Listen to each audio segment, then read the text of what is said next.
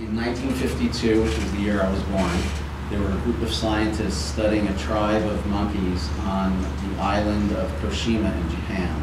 And what they noticed was that their primary diet was to dig up sweet potatoes from the ground and eat them as is, already covered in sand. And then in 1958, suddenly this child monkey named Emo had this brilliant idea and brought her potato down to the water's edge and rinsed it off, and it tasted much better. So she pointed this out to her mother, and her mother to her friends, and Emo to her friends, and the practice started spreading. More and more monkeys started washing their sweet potatoes until it reached what was called at that time a critical mass. And in today's lingo, we've started to hear about this as a tipping point.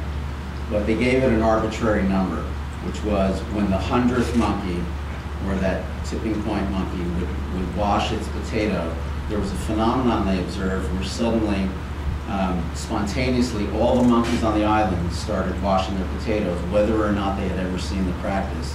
And more miraculously, monkeys on neighboring islands started washing their potatoes.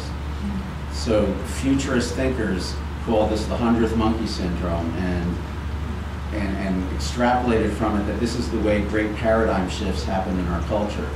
When enough of us get on board behind a particular idea, ideology, a practice, and enough of us come to that point, then there's a time when it just suddenly spreads like wildfire. I was noticing that on my new car, there was an MP3 input, which, I mean, I never heard of MP3s a few years ago, but it's when enough people bought iPods and MP3s, then there was a point where suddenly Detroit heard about it, and Toyota heard about it, and suddenly there's MP3 inputs.